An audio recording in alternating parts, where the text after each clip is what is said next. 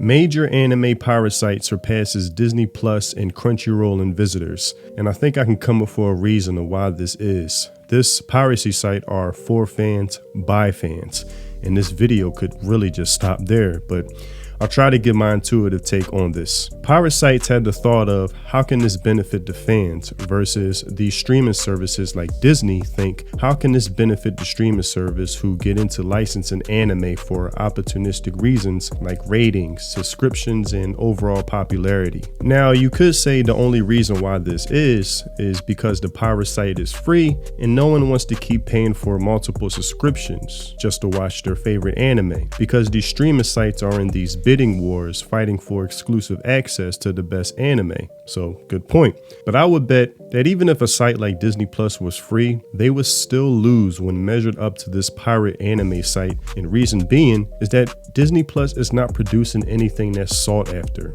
Where every season there's always 2 or 3 anime that people are excited to watch to see if it does the manga justice, or just fascinated with whatever trailer is released saying, damn, that looks cool, I'm interested, can't wait for that to drop. And I can't remember the last time Disney did that besides Deadpool and Wolverine, and that was only due to Ryan Reynolds being a fan and passionate about what he was delivering to other fans. He had to argue with Disney, basically saying, trust me, I know what I'm doing. If it wasn't for him, Disney would have shoved She-Hulk into that movie unnecessarily, leaving a shit stain on what was a love letter to the fans. See what happens when you put fans in charge, Crunchyroll, instead of someone who thinks anime are kid cartoons? Now, more to this point. I think the interest in what Disney has to offer has stopped with millennials, maybe a little bit of Gen Z, with the exception of Spider-Man maybe, but even that piece of shit trailer that just dropped, you know what, let me not even get into that. Or something like Frozen, let's say. But it's not frequent enough to get people to stay subscribed to your platform.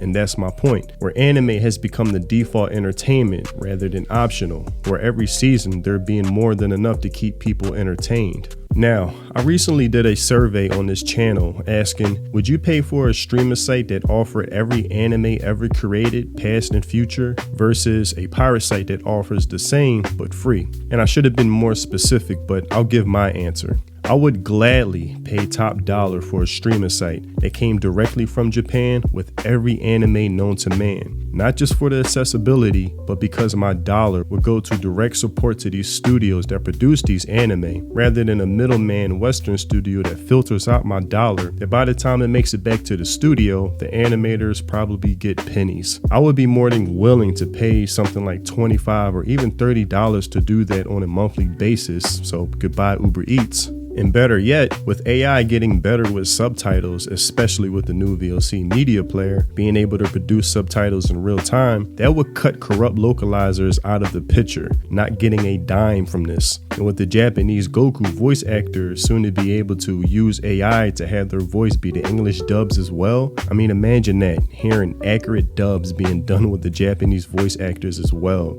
Now for old, still running anime, people would probably prefer the English voice actors because they become accustomed to them, I can understand. But for the new anime where there's no attachment, a streaming site like this coming directly from Japan is possible. But being a realist, I doubt if it ever will.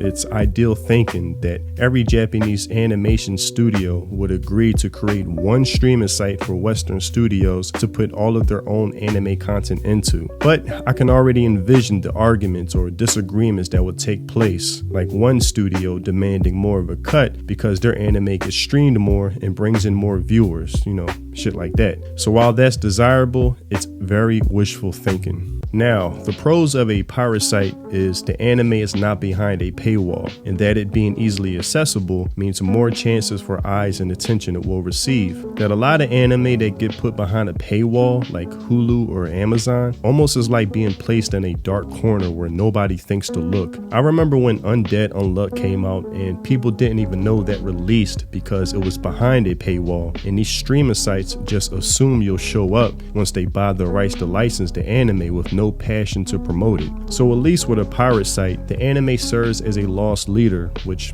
anime really does overall regardless, to generate interest for you to read the manga. Problem is, people pirate that as well, with really the merchandise producing the bulk of revenue these studios make. But when a site like Crunchyroll cuts out the more risque merchandise, let's say, that leads to revenue loss because they value political correctness over fan interest, which is why it would be awesome if Japan offered one-stop shop for everything. I promise you I would pay top dollar for that. Now, with every pro, there's a con. While a pirate site traffic is a good way to gauge interest in anime, clearly beating established brands like Disney, the studio doesn't make a dime at all from it.